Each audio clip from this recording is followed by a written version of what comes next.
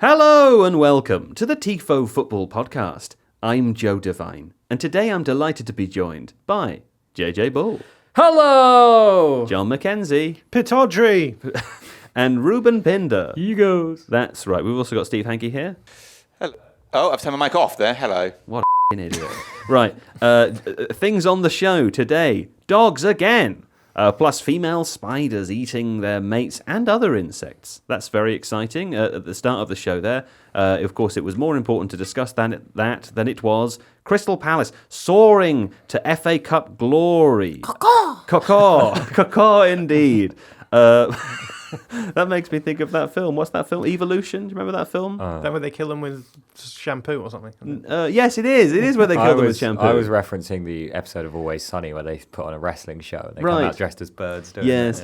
So there's a film from the 90s, I guess, called Evolution. You might not have seen it. In black and white. It's got the guy, David Duchovny in, right? And it's got a couple of... I can't remember who the female lead is in that film. I just remember the front cover of the film is like it's got like a smiley face in That's it. the O of Evolution. Right? Exactly. Yeah. And it's got Sean William Scott in, otherwise known as Stifler from American Pie. There's weird aliens come through a thing, and they're there, and some of them are flying. And there's a very famous scene, I guess not that famous, in a shopping mall in America, where Sean William Scott stands on top of a desk, tries to attract the alien bird by going for about 5 minutes. It sounds stupid, and it is. But I enjoyed watching that as a teenager. The director made Space Jam. Really? Yeah. Do you know, the original Space Jam, people on that film, that's an excellent film. I remember liking it at the time. It's got one of the great soundtracks in cinema history. A really, really fun soundtrack. And of course it has Michael Jordan, who's just kind of intense in the whole film. It's kind of funny we went through that era of being like, maybe we should just do cartoon over film. Yeah. But we don't do that anymore, do we? It's better. You think? I think so. I agree. Julianne Moore was the lead in Evolution. Julianne Moore was the lead. Yeah, it's such a strange casting. Yeah. Anyway, great film. Go and check out the film Evolution. Actually, I haven't seen it for 15 years. It might be very out of date. I don't know if it's a great film. It could be deeply, deeply problematic. Okay. Is it a movie you forgot? It definitely is. I should add it to my list. Right. Okay. Why being a gallant loser is apparently a terrible quality to have, according to John McKenzie. Oh, which numbers are nice numbers? Did we talk about that? Did we talk? Oh, very 501. specifically one number. Yeah. Okay. Do you know what's interesting about that as a title, as a subheader in a? I actually would like to have a conversation about which numbers are nice numbers. So I feel like that's a letdown because actually all we do is talk about two specific numbers. 10's a good number. 10's a good number. 4's a good number. 5? 7. 5. I quite like 5. Most numbers from 0 to 10 are good. I don't like 9, weirdly, given its prominence in football. Like, as a kid, I never wanted a shirt with 9 on it. I think it's one of the worst ones, 9. Oh, I like 9. Why do you think it's bad? Just something about it. It looks incomplete. Yeah, I think that's the case. And I also don't like 6 either. For the same reason. No, because It's if you put upside 3 of down them 9, together, it's the devil's number, John. And I don't like the devil. That's fair. I just think the devil is not a good Why was 6 afraid thing. of 7? Because 7, 8, 9. There you go. I ignore wonderfully written script lines and assume my producer didn't provide me with sufficient information for the episode. I don't remember that, but it seems like the sort of thing that would happen. I think what that should read is Steve makes a hasty adjustment to the script further on down. Yes, there was a CIA-level cover-up that happened here earlier. And just like all CIA cover-ups, it was exposed immediately on the internet. Now, what else happened? Oh, we played the separation game. There's some adventurous routes in that one. And the Bundesliga wrapped up. We talk about that, as did Ligue. Some emotional farewells, of course. We talk about Jamie Vardy. We talk about the Everton men's team saying goodbye to Goodison Park. We talk about football stadia, a little bit of architecture there in the second half. And we play a very, very contentious and close run. Points are bad. And I'm looking at John McKenzie in the eyes because I hate you. I think being a gallant loser is apparently a terrible quality to have, according to the running order. So that's what Steve Hankey wrote comment. down for you. That is what Steve Hankey wrote down for you. Anyway, it was a fun show, wasn't it? I had fun. It was fun. Did you have fun, JJ? I think so. Yeah. Do you know what else will be fun? What's that? Walthamstow on Saturday evening. Oh, that's true. London. The Soho Theatre in Walthamstow, Saturday evening, the 24th of May. Come down and see us. We'll be there live. Professional. Well, where else to begin, of course, than with more dogs? Remember last week, JJ? We were talking about dogs that were football teams. Which dog was most like which Premier League team? Do I? Do you? Yes. Oh, good. I wasn't sure when you asked the question, but you do. I do. What did I just say? Do I? Like dogs. Yes. And... Well, the audience wrote in with some suggestions for which dogs are most like which Premier League teams. Do you? I really don't know. Here's some from Cosmin Voice. Cosmin Voice wrote in to say, Liverpool are like an Akita Inu. Strong and aggressive, but good-looking. Yeah? Dogs have got woke, haven't they? Dogs have got... That's not a dog.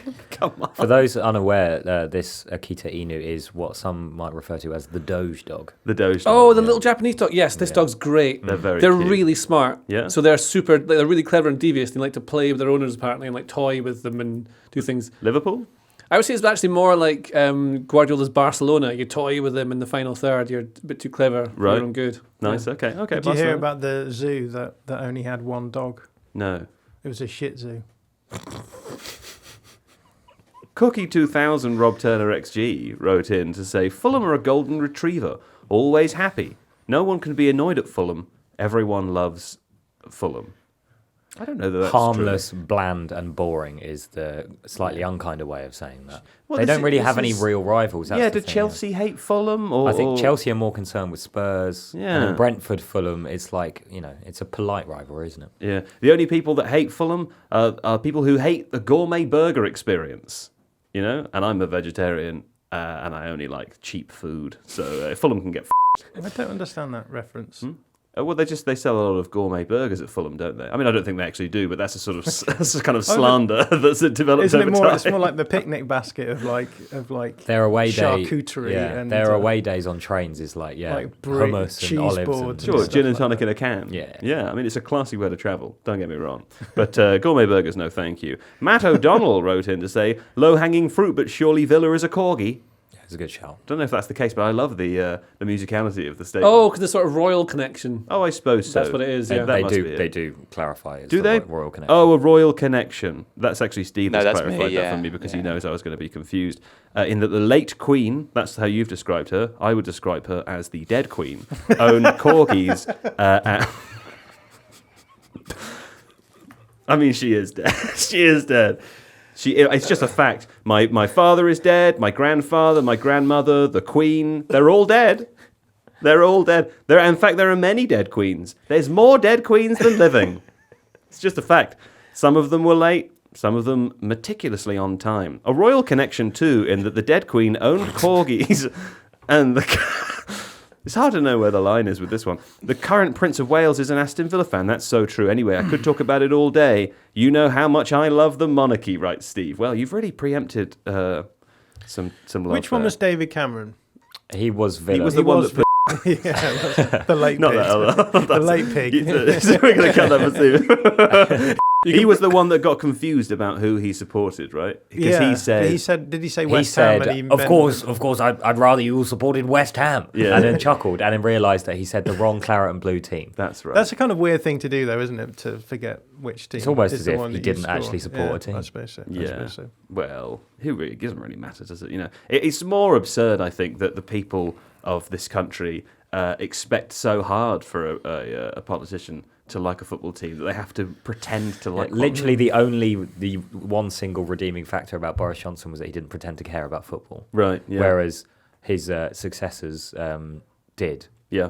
He did call table tennis whiff whack, which I think is maybe sending him in the opposite Yeah, direction. 100%. Keir Starmer, though, does actually support Arsenal, but every time he speaks about it, he just sounds like the least convincing fake fan ever. But also, like with Keir Starmer, But he's a legit fan. I think my wife met him a couple of times because she works in Mr. Speaker. Mr. Speaker. She works in the public sector in Camden, which is his constituency. So long before he was the leader of the Labour Party, she kind of met him a couple of times. Apparently, it's very well known that whilst I don't know how, I'm sure it is his love of Arsenal, I'm sure it's true. I know that he was a keen football player. I know he played a lot of football. He still does play 5-a-side. outside. Oh, does he? Yeah, I wonder who he plays five-a-side with.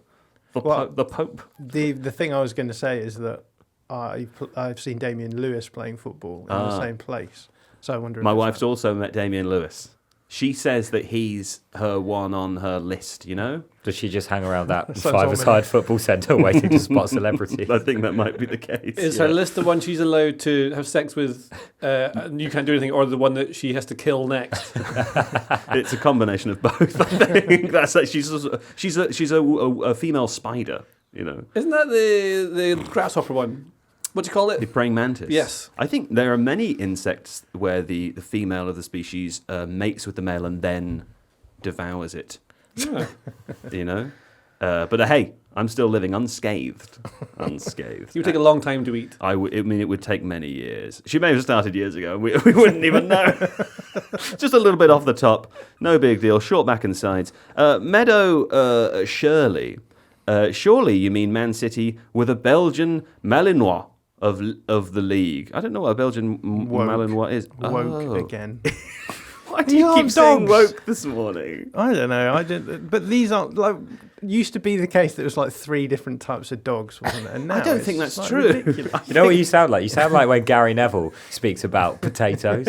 Have you seen that clip where Gary Neville's like, you know, nowadays you've got Dauphinois, you've got Jacket. Dauphinois is not a type of potato. That's I know it's a way of cooking it. Yeah, that's what he means. But he goes, just cook them, fry them, get on with it. And I was just like, why are you like railing against? I'm not railing against it. I'm just saying that we never used to hear about these dogs, and now apparently they exist. I think we did. It's just that the internet has allowed information to travel. Well, I don't like it, Joe. That's absolutely used to know clear. where you stood with dogs. Well, a final one, John. Let's see if you like this one. This is from Floor Us Matt. Can we get, I assume for old time's sake, a little woof from my boy John? No. Maybe next week. Maybe next week. Oh, that's true. The live show's on Saturday, isn't it? But I'm not going to ask you to woof on stage because that would be that'd be too funny and you wouldn't want to do it. Now, Crystal Palace won the FA Cup, didn't they? Just the first of a series of things that happened in an emotional weekend of football, I would say. Crystal Palace obviously winning their first ever major trophy. Our very own Ruben Pinder was there as a fan. Yes, sir. Stood in the crowd. I'm sure wept a few tears of your own, did you, Ruben? How was it? How was the experience? Yeah, welled up a few times. To quote Jean-Philippe Mateta, I would describe it as fantastic. I thought you were going to cite a French philosopher then. No, it was. It's surreal. It still doesn't really feel like it's sunk in the magnitude of the achievement. I thought they played brilliantly. The atmosphere was just non-stop from start to finish. It certainly seemed electric from home. Yeah, hugged a lot of strangers. Lost my voice. It's half recovered. Ruben was very croaky yesterday when we did the planning meeting for this podcast. Yeah, that's true. As a true professional, I have come in today not hungover and able to speak about the day. Lovely. Which is the bare minimum. But yeah, it was amazing. I don't know what you want to focus on first. There were so many different incredible parts to it. I like it how it sounds, the way you talk about it, and it was the same with anyone when their team wins something. It's like you won it. yeah, it's like that Mitchell and Webb sketch where he comes in a full Liverpool kit and he's like, "We beat you," and it's like you didn't have anything to do with it. It is an odd thing when you think about it. It's like, because you weren't on the pitch, but it does feel like you've won it. Yeah. And obviously that is like the kind of inherent nonsense of football fandom, but Glasner's spoken a lot in the last few weeks about bringing people joy and seeing. It was the Fulham game in the cup run when we won 3-0, and he spoke about seeing the joy on the faces of old people with their like grandchildren and everything. And it's very romantic and slightly, cringy and whatever, but that is it. It kind of reminded me why, because we speak about football in a very analytical and try to be neutral about a lot of things. But yesterday was one of those days where you're like, oh, this is why I liked football to begin with. It's one of those very emotional days, and I was very lucky to be surrounded by some of my favourite people.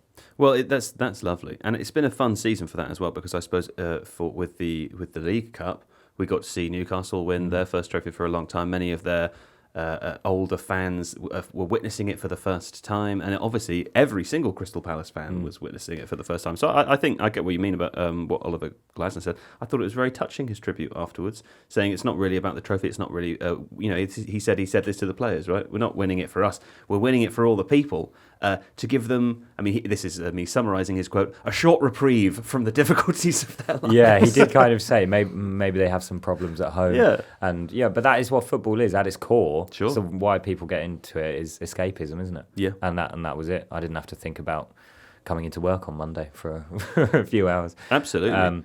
And also on that note, the tifo that the Palace fans held up at the start of the game, the image was of a fan called Mark Wellens with his two young boys, and the image was taken from the 2011-12 EFL Cup campaign when Palace beat United at Old Trafford and Darren Ambrose scored an absolute screamer, and the TV cameras panned to this family in the crowd, and he's kind of holding his two young boys who were 6 and 9 at the time, and that dad, Mark Wellens, passed away in 2017. His kids were at the game and they didn't know that was going to be the tifo, and Matt Woosnam spoke to them about it in his piece. That kind of encapsulates the day, the preparation, and the celebrations. So I recommend that as a really lovely touch. That's lovely. Plus, I really enjoyed it when Dean Henderson dedicated it to his dad as well. Yeah, that was very sweet. That was sweet. Oh, what an emotional weekend. There's more emotion later as well. We'll talk about that in other events. Did you watch the game, JJ? Did I? I don't know. Did you? I did. Oh, you did. Thank God. Did you enjoy it? The thing I found the funniest, I suppose, apart from the fact that Manchester City lost, which is objectively funny to everyone who isn't a Man City fan, I really enjoyed how upset Pep Guardiola was afterwards. Did you see that? At the very bit? end, yeah. Well, he's now gone a season without winning anything, which is maybe the first ever time that's happened in his entire career. Since his first season at City. Wow. 16-17. There's been three seasons in his career when he hasn't won anything, and one of them he wasn't in coaching, I think. So. Oh, there you go. Yeah, yeah. The game is great. It's I know I did my fun 5-0 prediction, whatever the hell it was on Points Are Bad, but I had a feeling that Crystal Palace keep doing this to City over the last few seasons. They just keep doing it, and it'll give you this little bit of subconscious belief that you can do something. I know it's like Andros Townsend from 30 yards or something like that. But as soon as it's weird, because City had them pinned in at the very start, and this is like watching Aberdeen versus Celtic, just pinned in, you can't get out. They're going to inevitably score 4. But as soon as that ball broke and Munoz went flying down the wing, it's I know Eze's going to score here, and I didn't even see it where Eze was on the pitch. And you look up and you see him, the ball goes in, that's going to go in. You felt it, you knew it was going to happen. Just everyone's energy in that stadium made that happen. It was a magical thing. We had the same feeling when he broke down the right, because so many goals this season have come from that combination of him and Sarr. Against Villa, Eze's brilliant goal comes from a similar area of the pitch through some high pressing. And we all remember, people are talking about that goal as a counter-attack, but it comes from the Palace goal kick where Richards, people always do this. They think a counter-attack is just a fast break. Yeah, it's what we call an artificial transition now, where Doku, the press is baited and then Richards goes over the top. And they tried to do that a couple of times before it worked, I think, but Mateta couldn't make it stick. And then that time him and Kamada linked up very well. And yeah, as soon as Munoz was just I'm going on an adventure, I was like, this is going to end in a goal. Perfect ball. The finish is really, it's so great. There's another thing as well with Eze. One of the things that made the FA Cup final so cool when you were younger is the whole day was dedicated to it, and all the pre-match coverage was there's just loads of stuff you wouldn't normally get. Now there's obviously 1,000 YouTube channels and 1 billion different TV shows, different bits. But the BBC always has these great little VTs beforehand, and they did one on Eberechi Eze, and he had his brother on it, and he went back to the football cage he used to play when he was younger, and just showed his journey to get to where he was. It's one of those classic things where you show all the adversities had to come through, all the times he was dropped, but you see his determination to get there. That FA Cup final was his. It was made for him. It was great. It was a really good little piece they did. Well, I'm curious about his future, because there's a number of players, it's probably fair to say, John, in the Palace squad that are, one would presume, no intent to offend Ruben, are destined for big moves at some point in the future. Recently, in the last couple of years, with the sale of Michael Olise, for example, Palace seem to have done quite a good job of turning over the squad, and unknowing when it's the right time for players to leave and for new players to come through. Obviously, prior to that, it was a little different with Wilfried Zaha. But what do you think the future of this team is going to look like? And when you think about Eze as JJ said, it was his final. He scored the goal. He won it for them. Do you think he's going to move on? Do you think he might stay now that they're going to have a Europa League campaign next season? Yeah, I mean, speaking of big moves, I believe that Eze isn't going to be at the trophy parade because he's playing in a chess tournament. Really? That's what I heard. Surely somewhere. he's not going to miss it. Maybe that's going to be switched around. Maybe he'll have to miss the chess tournament now. Can he play on his phone on the bar? Important to remember that this has been a pretty good month for him because he did win the fantastically titled Pog Champ 6 tournament that chess.com puts on. Did he? Yes, and he's a very, very good chess player. I did not know this. Michael Elise taught him how to play. Really? If you like chess, I know people don't generally, but there's a really good interview with him where he plays against Levi Rosman, who's one of the biggest chess YouTube content creators in the world. They're just sat in the players' room, I guess, at the training facility at Crystal Palace, and they play a couple of games against each other. And there's players in the background playing darts and making espressos. You can hear that like every once in a while. It's just like for a really long time. But apparently, Levi Rosman's doing a European tour at the moment. He basically flew into the UK for like 24 hours and did an interview with for the purpose of speaking to Eze. And yeah, apparently his family were really good at in terms of organising the interview. But that's great. I've derailed the conversation. No, I'm just going to say before you move on, a very good chess player. So player. talking through his openings and stuff, and I think he must have learned a lot from Levi Rosman because he was using a certain system in one of his games and was like, yeah, you basically taught me this system. So really, really interesting hearing him chatting about it. Well, you remember, of course, John, when we played chess for the first time. And I don't know if I've told this story on the podcast before, JJ, but John used to have a chess podcast. He used to host a chess podcast. That's how seriously he takes chess. He's got a score. He knows all the rules of chess. He knows how to play it. I'm just an ordinary chap, aren't I there, John? Anyway, we played for the first time. And I will say John's a better player than me. But he's not very good at concentrating, is he? And he's not very good at taking opponents seriously. Because I did beat him in our first game. And he was genuine. He laughs now. He was genuinely annoyed. And then he absolutely hammered me in a second game because he was furious. I thought I took it quite well. You this played happened. well in that game. I went on holiday recently to Ireland with my friend Adam, who I have been friends with for 15 years, and we've played maybe 1,000 games of chess against each other, and he has beaten me 1,000 times. I've genuinely never, ever beaten him. He was a junior Bucks County chess champion, and I just find it fun to constantly smash my head against the wall, because I think I've put 15 years in. Like, the day that I win, it's going to feel incredible. Anyway, we were in Ireland. We were in a pub. We'd played each other a couple of times every day. And usually I don't see him that often, so I don't get this much exposure to how he plays. We finally drew a game for the first time, and he was so angry. He was so upset. He was like such a baby. You've beaten me 1,000 times, and you're having a little tantrum over, much like Pep Guardiola's tantrum. Here's my theory on that, by the way, right? My theory is that all of the greatest football managers of all time are terrible losers and big babies. And that's why I love Gareth Southgate. He might not have been one of the best football managers of all time, but can you imagine Gareth Southgate? I think he was quite a good loser. He lost every tournament he was in. Fuck off. John's such a dick. That's true. I remember watching all of them. I was just about to say, people will say that's why his team didn't win anything. Maybe they will, but I loved how gracious Gareth Southgate was too. in losing. You know, that's the kind of manager for me. Being gracious in losing is rubbish. What are you on about, guys? Come on. You're not very good at it, to be fair. I just don't think that it's a meaningful distinction to be like someone was a bit annoyed after a game. You know, I think that's what happens. Yeah, but isn't it supposed to show character that you can overcome that?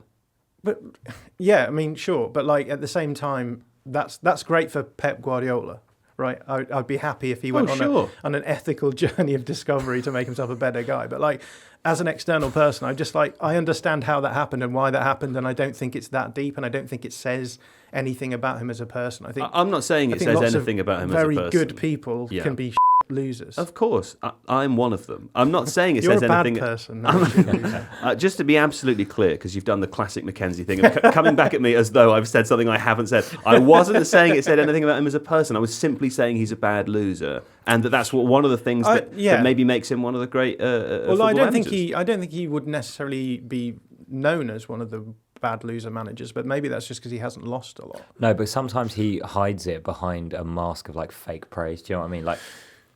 Yeah. Or maybe, that's when he wins. That's when he wins, and then he's like, patronises, and he's like, "You guys, Luton, they're so good." Yeah. Well, Arteta also quite spiky whenever they lose. Mourinho, Klopp. Ferguson was When Klopp's Liverpool team was winning, everyone loved him. He was magical. And then was it 4 managers got sent off in Serie A this weekend? So when Klopp's teams lost, he blamed the wind, and he would just be like so bitter. But they have to care that much about winning to do that well. This is true. Yeah. Anyway, I love a little bit of argy-bargy after a football game. You know me, John. I'm a lad through and through. You are. Tell me about Eze, though. What's the future of Eze, Ruben? Well, he plays chess. We've covered that. We've got that.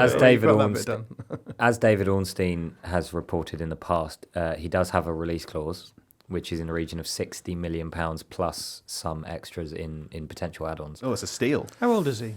I think he's about 26. So he's last contract. 26, really. Born in June 98. I thought he was younger than that. Yeah, well, he joined Palace in 2020 under Hodgson before Vieira arrived. Wow. And his journey to be this good, it is actually somewhat surprising that he has got back to this level, because the talent was always really obvious. But he tore his Achilles, I think, at the start of 21-22, which was the season that Gallagher was at Palace. So Gallagher then became like the attacking midfielder who box crashed a lot, and they very rarely played together.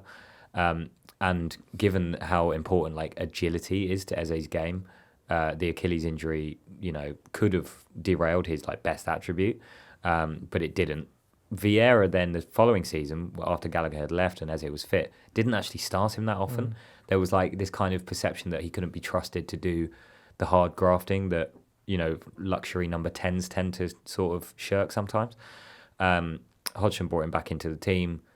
Glasner then has used him as his left-sided attacker in that narrow front three the whole time.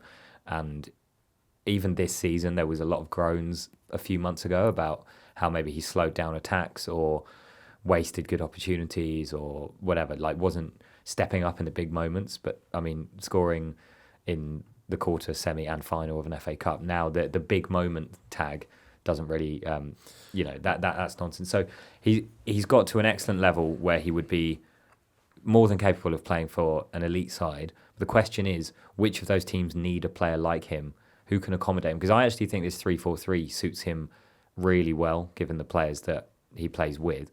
And playing as like an 8 in a 4-3-3 or a left winger, I'm not sure suits him as well. And like for England, he's only ever really been able to play as a left winger. But my fear, if he were to join a big team and do that, is that you get the kind of Grealish evolution of he would become a lot less fun, more predictable. Maybe that's good for the team he's playing in, but you wouldn't see the same player if you make him play as a touchline hugging winger. Well, that's an interesting point there, Ruben, isn't it? And there's more good players on that team. Mark Gahey, Adam Wharton, perhaps. Will we see these? We will see these people feature in a Europa League campaign, but it's a tricky thing to do, John, isn't it? Some teams have found it difficult to do that. Teams like Palace, to balance all of the squad needs in these big competitions. You would think Newcastle benefited this season from not being in European competition. That's what I've been thinking anyway. Yeah, there's a number of teams who I think over the last few seasons have shown that your league form can drop off when you're in European competition. Newcastle, I think, a good example of that, because they're a team that play with such intensity that when they have like a nice cadence of like only playing every weekend, they can cause problems in the league. But I think when you add that extra game into the cadence, then it becomes a little bit more tricky for them to play the sort of game that they want to naturally play. I think you can see that with other teams as well. I mean, Villa this season had a really good Champions League, but probably dropped off a little bit in the league at times, even if they're maybe coming back into it a bit now as well. And it's the big question, right? If you are a team like, if you're a mid-table team, I guess for Palace maybe slightly different, because I guess you're finishing mid-table, 12th again, as usual. Who gives a We've won the FA Cup, etc. Yeah. So I think it maybe represents kind of like an interesting conundrum for teams like Palace, where obviously the focus is going to be on Europe, and it probably doesn't matter too much what happens in the league. They'll most likely not be in a relegation battle, so you go for the Europa League in this instance. But for teams like Newcastle and Villa, it is a bit of a problem, because these are the teams who are trying to step up from a financial point of view, and a good way of doing that is consistently getting Champions League revenue, because it's if you do well in the Champions League, you're getting 70 to 100 million added revenue, which is not having to sell that player that Villa have inevitably had to sell in the last few windows, right? Or with Newcastle, they haven't been able to spend at the level that they would want to. So yeah, I guess the point being, when you don't have a squad that can accommodate that kind of cadence of 3 games a week, it becomes a tricky sort of tricky dynamic to overcome. And West Ham finished 14th the year that they won the Conference League, didn't they? And they were poor that season. They only have 40 odd points. They were very close to going down at one point. I think they were managed to beat Leeds late on, which sort of did for them. Was that Sam Allardyce's Leeds? Yeah, I think it was. But I guess the conundrum that Palace would face now in the Europa League in terms of that balancing act is made slightly less difficult by the fact, now this will age so badly if we go down, but by the fact that every season now the promoted teams seem to be so far away from everybody else that you can worry a bit less about being dragged into it. Well, and you've got that buffer of United and Spurs as well. Exactly. So, Yeah. Whereas if anything were to happen, you'd be fine. During the Wilfried Zaha years, that was the biggest worry every season, and it's still the first aim is avoid relegation. But like John says, the expectations relatively mean that the trade-off among the fan base and the players, and I think people at the club are like, let's try to do really well in Europe, even if it means dropping a couple of places and we finish 15th or whatever. Oh, it'll be fun. Well, on that note of fun, I'm just flicking through the other top 5 leagues, and I'm curious to know, Ruben, if you get to do some travelling next season, are there away destinations that you would hope to attend? Let me tell you, when we're going to talk a little bit about Liga and Bundesliga later, because those league seasons are all wrapped up already. Serie A and La Liga have one more week to go. But Ruben, I'm curious to know where you would like to go, because of course you could play against teams such as Bologna. I would love a trip to Bologna. Go Ahead Eagles. I've never been to Go Ahead. I've never been to Eagles either. Apparently you can get there really quickly if someone just picks you up and flies you. What would that do to you, having to go and support against a team called Go Ahead Eagles? That would be somewhat disconcerting for you. It would be like the whole stadium doing the same chant at each other. It would be the most boring day on Twitter of the whole year, wouldn't it? Yeah. With all the meme accounts going, the Eagles are going to Go Ahead Eagles. Glasner only manages teams with Eagles in there. Well, there's the Middle Earth team, of course. Yeah. I don't know. Maybe not Wolfsburg. Eintracht have an Eagle, though, don't they? It's Sauron in goal. Anyway, who else could we play? You could play Lille. You could play Betis. You could go to Seville. I went to Seville in December and saw Real Betis play in the Conference League, and it was good fun. I'd love to go back. Interesting that Steve doesn't consider Germany a good tourist destination. But it's almost as if, John, there's a script line coming up which neatly leads us to Freiburg. No, I don't think there is, Steve. I don't think John's right. I think he's quickly writing that one and squeezing it in. Yeah. Well, he is quickly writing to tell us that Go Ahead Eagles are from the Dutch city of Deventer. Yeah, I think that's near Hogsmeade. Is it? Oh, that's Dementors. Sorry, I got confused with myself. Freiburg is a really nice place. If you get the chance to go there, do it. I am hoping to at least do one. Don't see where it does say Freiburg. Yeah, he's just writing it in now. Might have genuinely made that up. He sounded so sincere when he said it. Yeah. Where is it, later Steve? in the script? League's coming to an end. One of the other teams Palace could face in Europe is Freiburg. It's very confusing, this script, isn't it, John? Don't you think? Oh yeah, I can't see Freiburg. Steve's genuinely miffed. It's just such a lovely way to start a Monday. Anyway, there you go. Congratulations to Crystal Palace. Thank you. To Oliver Glasner, to Dean Henderson and Eze, and everyone involved, really. Maybe not everyone, but most people. Congratulations. Hope you enjoyed it. And, unless you were a Manchester City fan, I assume you did. Now, Ruben, let's play the separation game. What have you got for us this week? So, this week, Steve and I were speaking yesterday, and we decided to go with Jamie Vardy, because he played his 500th game for Leicester City. And scored his 200th goal. Lovely round numbers. That is nice. And his last.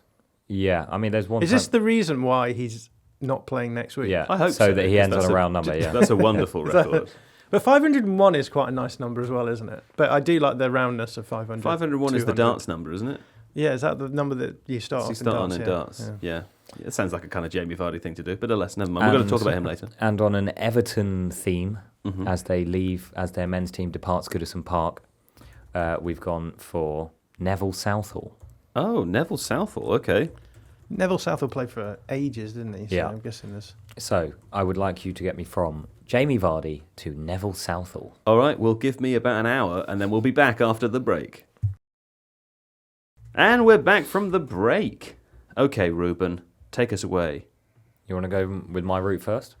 Sure. Well, I'm claiming to have done it with two connecting players. Take us away. No, I think I'm going to be the winner, so I'll go last. Okay. I've got a fun route. Yeah, go on then.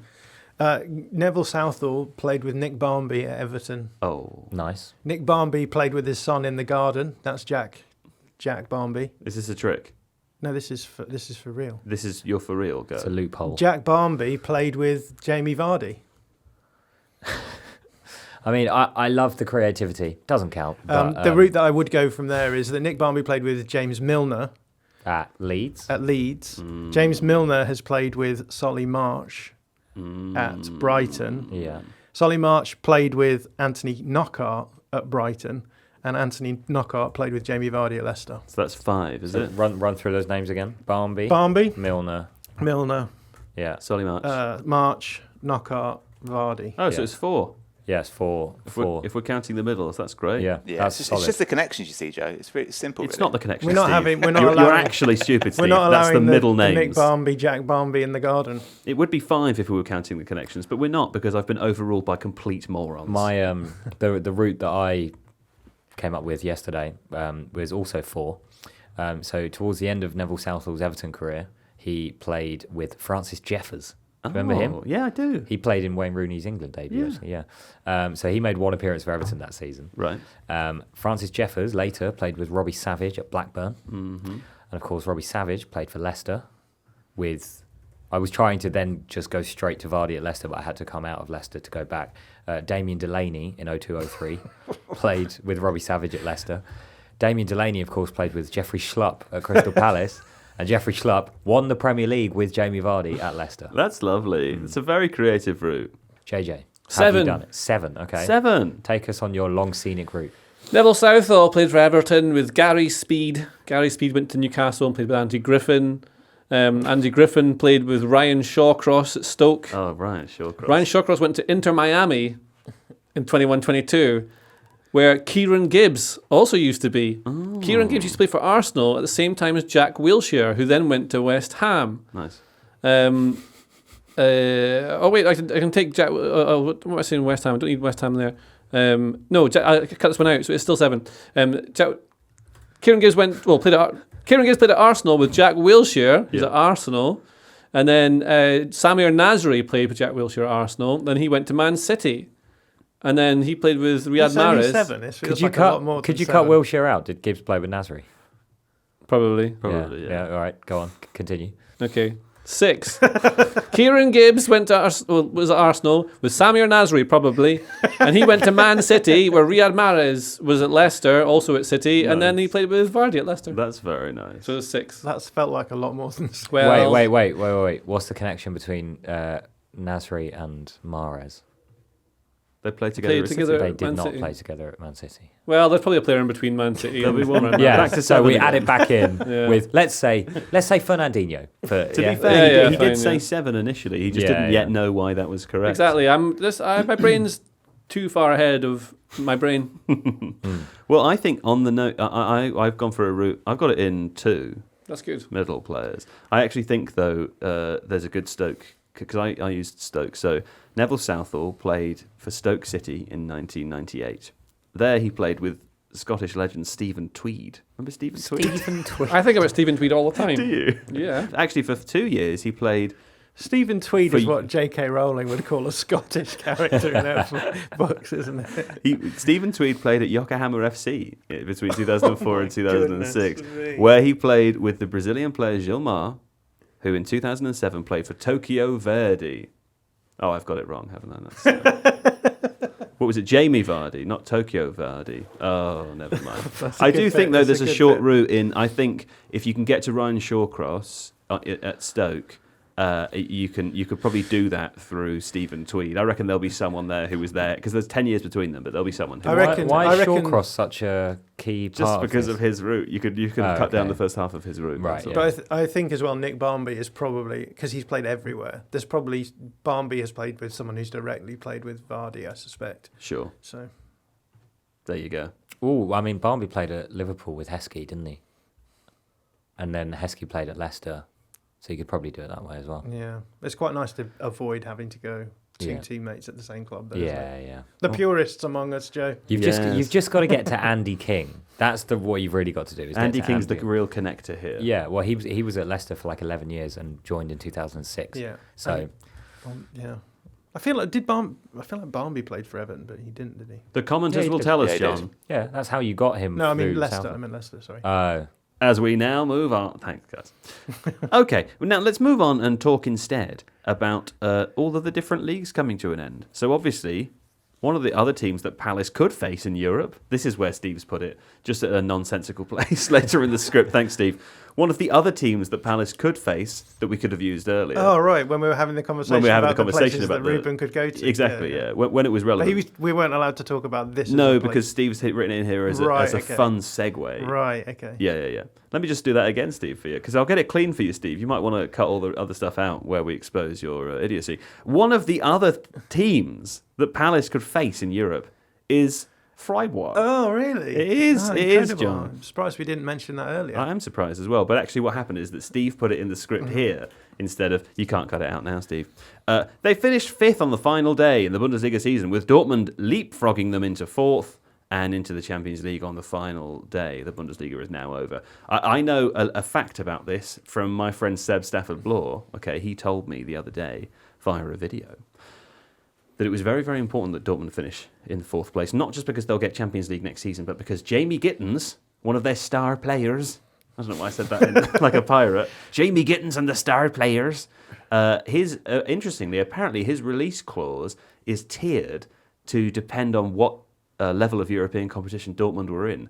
So if they were in the Champions League, the release clause is at the top, whatever it is. I can't remember the figure, but let's say it was like 50 million euros or something. If they didn't qualify for anything, it was something like 25 or 30, and then it was staged depending on whether they were in Europa League or in the Europa Conference League. I quite like that. It's interesting, as a tactic, isn't it? From the club to kind of convince players to sign new deals. Yeah, I guess it's sort of tied to performance, right? Yeah. You would expect your player to be more desired if you're playing well, right? So I suppose so. But then also, in a way, if you really wanted to leave and you were worried that finishing in the Champions League would make you too expensive, then you could deliberately sabotage. But the worry about that is that if you start sabotaging, you think, well, maybe they won't want me anymore. Because I'm a saboteur. Because I've just scored a hat-trick of my own goals. Maybe my value at 25 million is overpricing me. Yeah. Well, clearly that's obviously not the case with Jamie Gittens. Good luck to him. And good luck to Borussia Dortmund, who will be in the Champions League next season. We'll get to see a little bit more of them. Speaking of the Bundesliga, though, John, that is... Obviously, it's finished for the season. Bayern won it. Leverkusen, Frankfurt, the other teams joining Dortmund in the Champions League. Bayern, they kind of won it almost at a bit of a canter this season. I think it was something like 11 points ahead by the end. Leverkusen not really... 13 points. 13 points.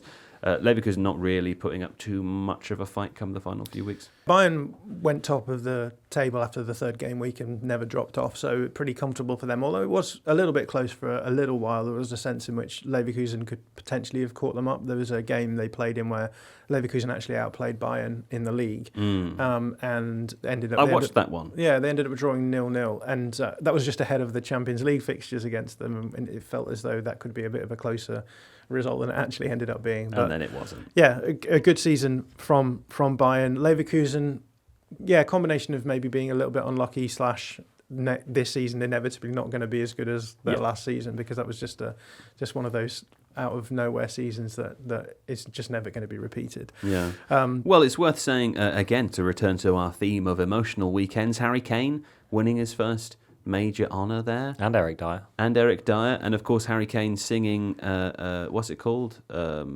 We Are the Champions. No. Did any of you guys see this? He stood at the celebration or whatever. He's got a microphone in front of a crowd and he's singing the song they all sing at the England games. Oh yeah. Sweet Caroline. Sweet Caroline. Thank you. Yeah, he's singing Sweet Caroline. It's a funny video. It's a worth watching, funny video. But congratulations to Harry Kane for winning a trophy. I think the other big story about the Champions League spaces is Leipzig dropping out. Yes, indeed. That is a big story. Because they were running head to head with Bayern for a little while at the beginning of the season. Felt like they could maybe challenge, but they've actually dropped out. I think dropped out of European places altogether. They finished in 7th. They did, behind Mainz in 6th, who take the Europa Conference League position. I've always wanted to go to Red Bull. I've heard it's very fizzy. Yeah.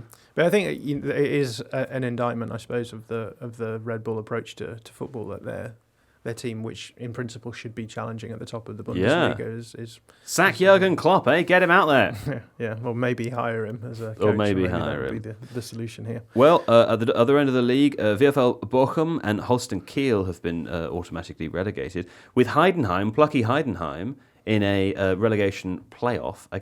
Who are they playing against? From Elversberg. Elversberg from the Zweite Bundesliga. Hoffenheim just narrowly avoiding relegation as well as FC St. Pauli. So Seb will be happy because he lives in the local area.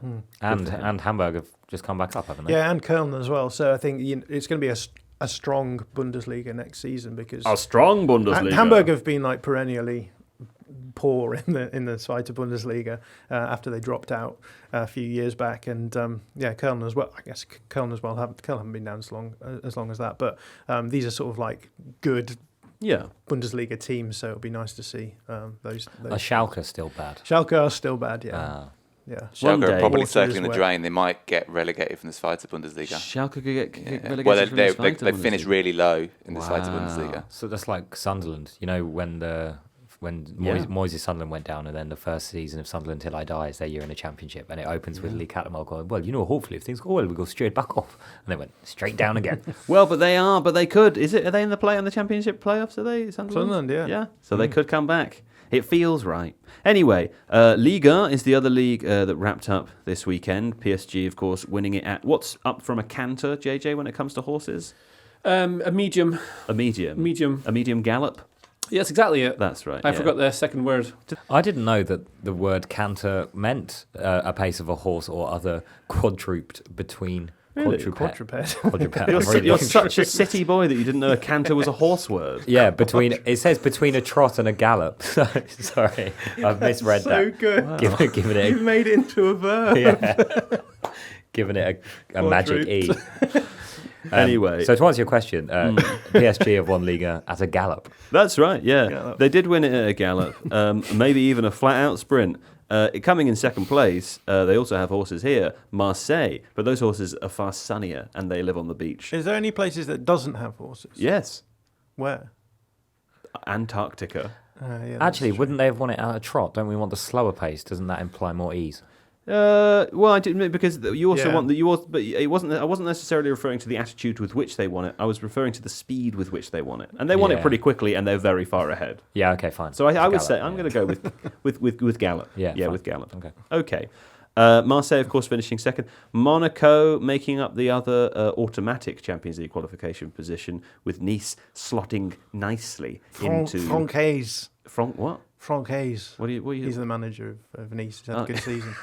It's just in the middle of me talking. You just say Francaise at me, and I don't know what that means. It's just a nice phrase to say. It's a lovely phrase, Francaise. yeah. So Nice are in they have to in the qualifier for the Champions League, with Lille making it into the Europa League and Lyon making it into the Europa Conference League. Being relegated, of course, Saint-Étienne and Montpellier.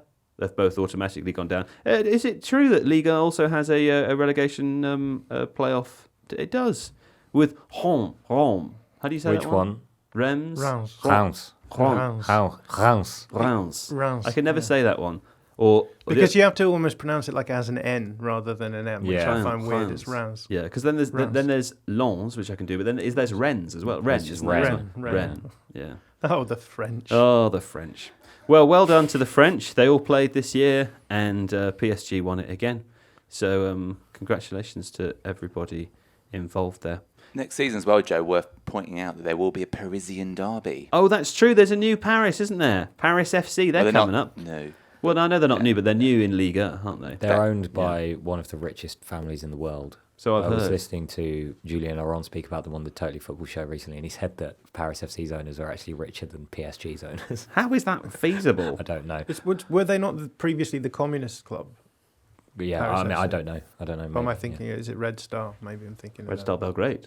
I actually think they were owned by 777, and it was very unpopular. So it's a different link. But I don't know much about Paris FC. If I'm not mistaken, the Paris FC, by getting promoted, will now have to share somebody else's stadium, which is a rugby stadium, on the same road as the Parc des Princes. So essentially, it's the other side of the road, and PSG's club store is actually in that other stadium on the other side of the road.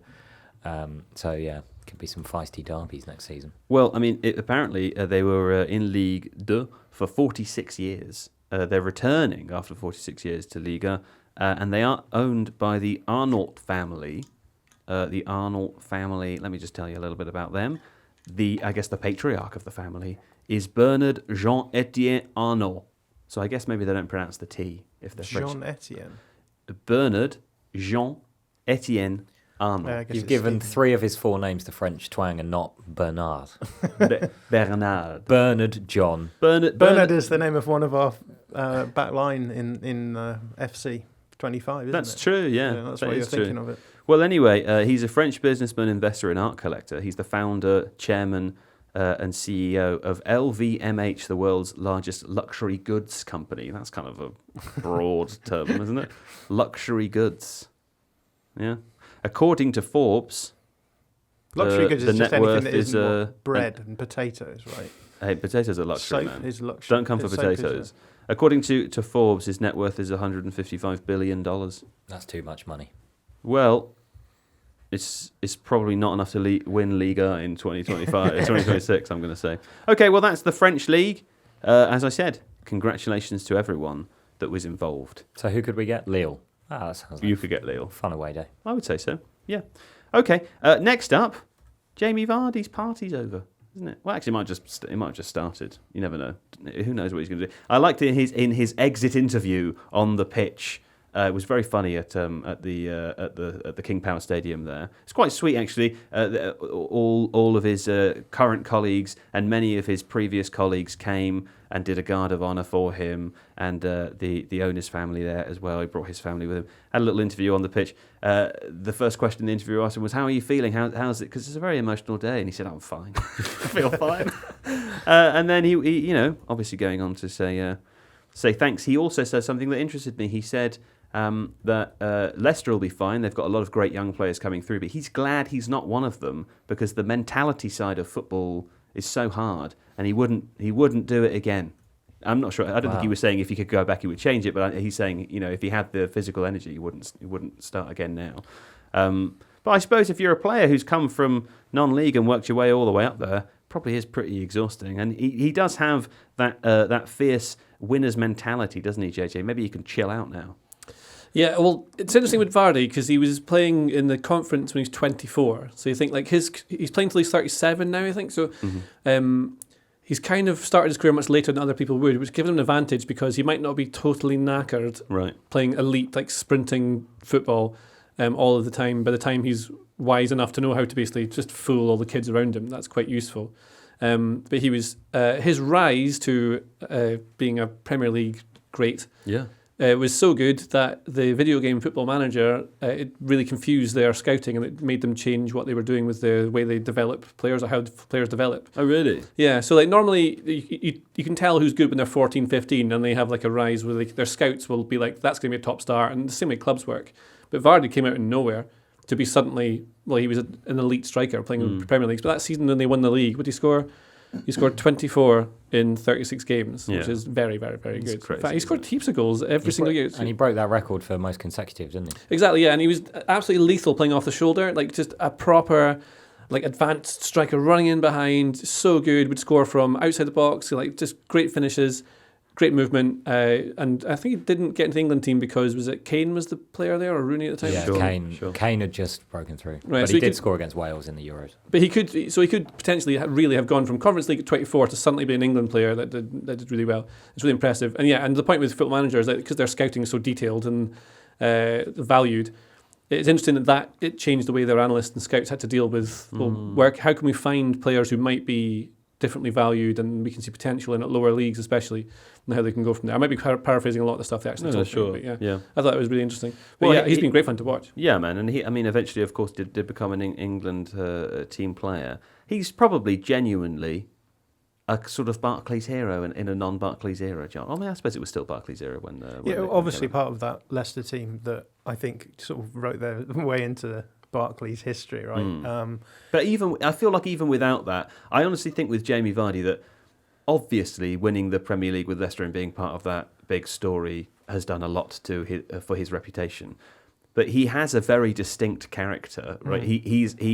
I really like a footballer where you feel as though you can see from how they play on the pitch what they're like as a person. And obviously I don't know Jamie Vardy personally, but I feel as though he was a cheeky, scrappy football player. And I feel like every time I've seen him interviewed, his personality or his sense of humour seems to reflect that. So I feel as though even without having won the Premier League, if he scored as many goals as he did for Leicester over the years, I still think he would stand out as a kind of bit of a cult hero. Yeah, I think there's a couple of things, right? One of them is that probably the experience of being a conference player till the age of 24 meant that he had a little bit more of a loose attitude to like PR and stuff, because the kids that come through nowadays have PR training when they're very young.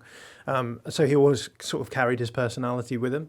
But the other thing that's worth saying is he's a consummate professional. I don't think you play to the age of 38 at the highest level without having a ridiculous attitude to your body and the things you're putting into it and the way that you deal with self-care, right? Self-care, yeah. And speaking as a 39-year-old man who has to have steroid injections in both of his hips, like I think it's remarkable that he's been able to like retain that sort of level of physical performance even this far as well. So, and I think again that those two things clash, right? This idea that he is like, as you say, like a bit of a cheeky chappy and drinks Red Bull right before going on the pitch. I think a lot of people just sort of saw him as a bit of laissez-faire. Laissez-faire, go ahead, Eagle. I translated into English and French and mixed it up. But I think that it is worth saying that despite the fact that he has that sort of that's the way that people think about him, that you don't get to this level without actually having to put a lot of hard work and effort in. And it doesn't surprise me to hear you say that he's got to a point where he's like, it's so much effort, I don't think I can do it anymore. Yeah. Well, I'm curious to see what he does in his career. I'd love to see him as a pundit. I think it'd be really good fun. Yeah, I was going to add to the character part, which was probably why he'd be quite good at that, quite outspoken, in that he didn't really come through an academy properly.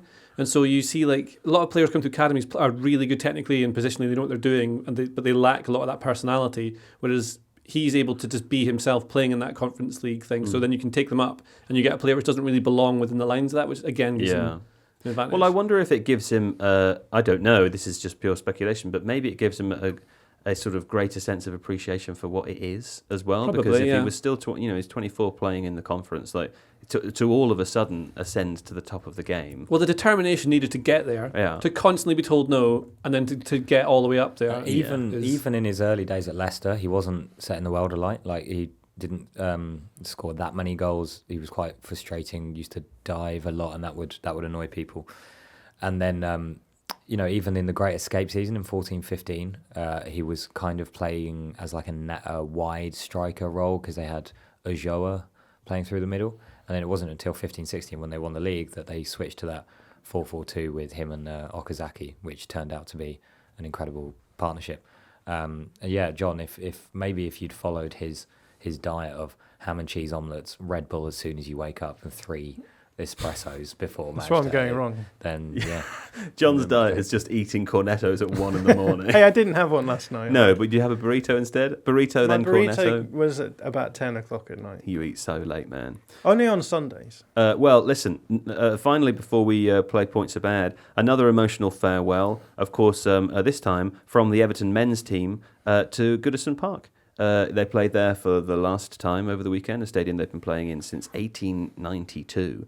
And John, you were very keen to point out that much of Goodison as it stands today was designed by a specific architect called Archibald Leach, weren't you? Yeah, he designed a lot of the stadiums at the highest level, still used today in English football.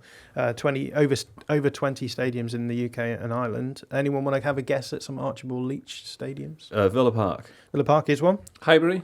Highbury is one. Was one. The Dell. Ayrton Park. The Dell is one. Ayrton Yes. Park, you've got the list, haven't you? Yeah. No, I haven't got the list. Ruben.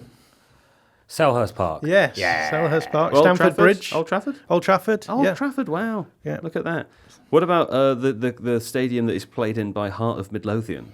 Yeah, that one. Tynecastle. Kleincastle. Tynecastle. Tynecastle. Yeah, Tynecastle yeah. Park. Oh, I was thinking of Nathaniel That's right. Klein's castle. That's right, yeah. Twickenham Stadium as well, Twickenham the rugby Stadium? stadium. Well, of So course, Selhurst Wow. Park, which would also have been correct. White Hart That's Lane. right, yeah. But Yeah. the interesting thing here now is that, like, this was West Ham Stadium. It's not the new one. He was definitely not alive for that one. But there's a lot of stadiums, I think, that we've seen being replaced. So Yeah. Highbury replaced was an Archibald Leach. The old West Ham Stadium replaced. The Old Trafford will soon be replaced as well, of course. Yeah, and Goodison. So we're slowly losing that heritage of Get rid of Archibald. them, I say. Burn history. Yeah. You know, this guy, what's his name? Archibald Leach? Archibald nothing. You don't meet many Archibalds anymore, do you? You don't. So you meet a lot of Archies, though. I mean, I don't, but I hear that people do when they go outside. Anyway, Jordan Campbell's written a lovely piece about it for The Athletic. You should have a quick read. And I didn't mean what I said about Archibald Leach. I think that's Archibald everything more like. Archibald everything more like. Yes. Exactly. Okay, great. Well, if we think that new stadiums are bad, I don't know if that's true, but I do know one thing for sure.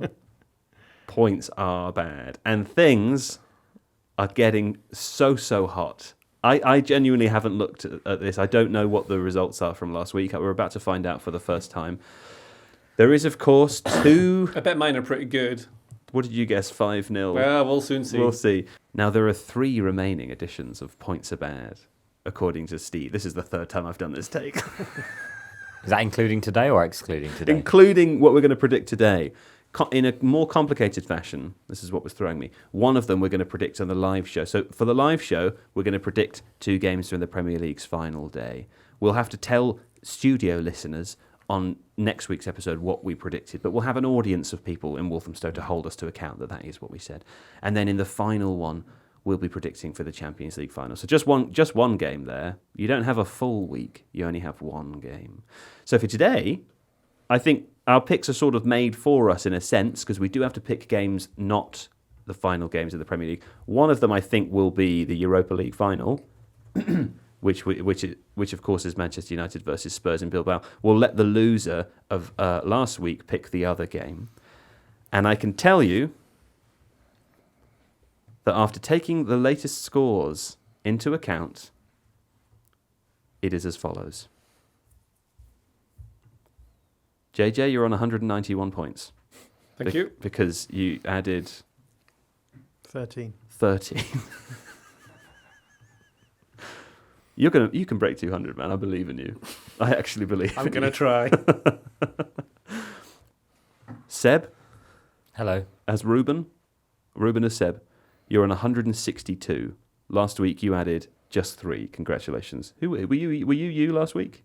Yeah, well, I was last week. Was it Kaya? No, that was the week before. I predicted because we He was included here. it. We included the cup final, and I was the only person who backed us to win. That's true. You said 2-0. And actually, It was temporarily. but for an offside goal, it was 2-0. You're absolutely right. Okay, John, you added 4 points last week, which leaves your total at 140, and I added 3, which leaves me on 137. So you've got 3 points to make up across 3 or 2.5 game weeks It's left. hard to do with you going for 1-1s, isn't it? It's going to, well, no, I mean, listen, I'm going to be picking last today, so I could be scuppered. We saw last week that JJ tried to collaborate and collude with you to screw me over. It hasn't I'm not sure worked. if that was exactly what happened. That's what happened. He chose a 1-1, I believe. I think so. Oh, no, he chose 4-4. Never mind. It was right. a draw. Okay, so JJ, you are the loser of last week. You will be the overall loser as well, but let's not focus on that. One of the games that you have picked is Manchester United versus Tottenham Hotspur as the Europa League final on Wednesday. What's the other game that you would like to pick that happens before Saturday? Could it be what happens on Saturday? It can happen on Saturday, yeah. Well, it's before the Tifo live show. Great. Aberdeen versus Celtic in the Scottish Cup final. Oh my God. Which I can't go to because of the Tifo Live Because of your commitments. to work, yeah. Wow. Where is it happening? Is it happening at the Scottish Hampden Stadium? Park. Hampden Park, yeah. Terrific. What So a venue. the big stadium, everyone will be going there having a jolly old time. Was that built by Archibald Leach? Yes, it was. Wow. Yes. You in a traditional Leach. Okay. Yeah. All right, Classic fine. Leach. Well, as a starting point, you lost, so you get to pick first. Please give me a scoreline for Manchester United versus Tottenham. Two completely stupid teams, 4-3-2. I don't care. Man United. I actually think it's not a terrible shout. I really think that's 4-3 not Man a United. terrible There we shout. Okay. And for Aberdeen versus Celtic. Oh! I summon the power Who's of Eberechi Eze. Of Eberechi Eze. Okay. 1-0 1-0 to the mighty Aberdeen. to Aberdeen. Yeah. Okay. Well, there's a Queen's Gambit if I've ever heard one. Now, you know how I think we can get to 200 points? That score is what will get me to 200 points. Okay. Thanks for the little tip there as it comes to me to predict. Now, John, you are next because you were second worst last week, surprisingly. So give me a score for Manchester United versus Spurs, please. And I would like it this century. 1-1. Oh, you're such a devious little fucker, aren't you? Listen, if you win because you claim 1-1 towards the end of this season, then you lose every right to criticise me and accuse me of strategic cheating. Okay? Do you still want to pick? You said that At the same 4-3 time. was a good. Do you still want to pick 1-1? Yes. All right, fine. And what about for Aberdeen Celtic? Pick 1-1. Go on. I'll go 2-0 Celtic. 2-0 to Celtic. Okay. Ruben, as Seb?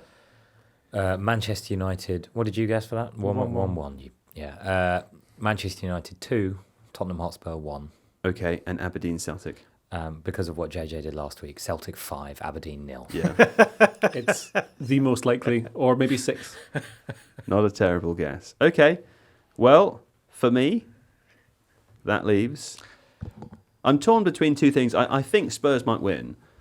I'm torn between either picking Spurs as 2-1 and actually it not being an exciting game, but Spurs scoring 2 goals in the first half, United getting one in like 60 minutes and then not looking like scoring for the rest of the game. It feels like Ange Postecoglou's destiny as well. He wins that trophy and then he gets transported to the next dimension immediately afterwards. Exactly. That's exactly what I was thinking as well. I And think then I'm also... I think it'd be a tetchy game. I think people That's think why I it'll was be high thinking scoring. 0-0. But And Man United are awful.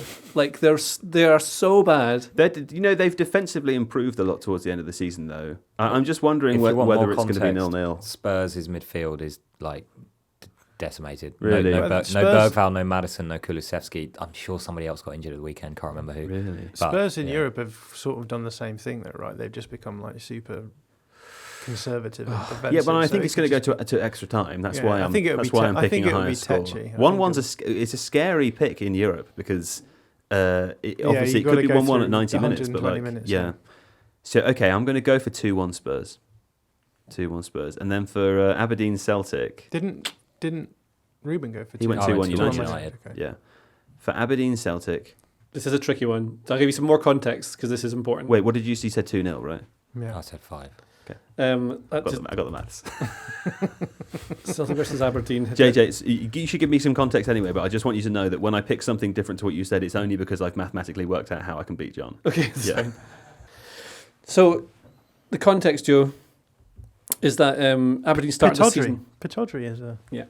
Archibald That's Leach. good, isn't it? You got a shake of the head from Steve there. Do that again. So Pittodrie. Oh my god. the context is Aberdeen started the season very well, about 14 games in a row, unbeaten, but have basically lost every single game or drawn a few since then. Yeah. So like since November, haven't won a game basically. Yeah. Won maybe 1 or 2. Early in the season, Love to do things by extremes, much Yes. like their number one fan. well, there we go. So Celtic are by far and away the best team in Scotland by miles. Yes. Early in the season, the first time they met, Aberdeen got a 2-2 draw, and we're like, this could be maybe something special is going to happen this season. This could be the year. Then Aberdeen played Celtic in the League Cup, and Celtic won 6-0. Yeah. And then Celtic beat them 1-0, and then Celtic beat them 5-1, and then Celtic beat them 5-1. Yeah. Okay, listen. I'm going to say 5-1. 3-0 to Celtic. I mean, you say that I'm a coward, but like all you've done is just go one higher in both games. No, I've said what I believe is going to happen, and when I get the results that I believe are the results, you'll have to apologise to me in front of several hundred people in Walthamstow. I'll force it. Happening. I won't force it. I'll expect it though, and I'll be upset if I don't get it, and I'll be a bit moany. Okay, right, there we go. That's it. All that's left for me to do is to say thank you to JJ Bull. Yes. To John McKenzie. Thank you. To Ruben Pinder. To Stephen Hankey. Yes. Yes. I was going to say, no, go on. And we'll see. Well, we'll be back for listeners next week. There's a public holiday in the UK, so we'll be back. Our episode will be released on Wednesday next week. But if you're coming to see us at the live show in Walthamstow on Saturday, we'll see you there. Still tickets. Bye.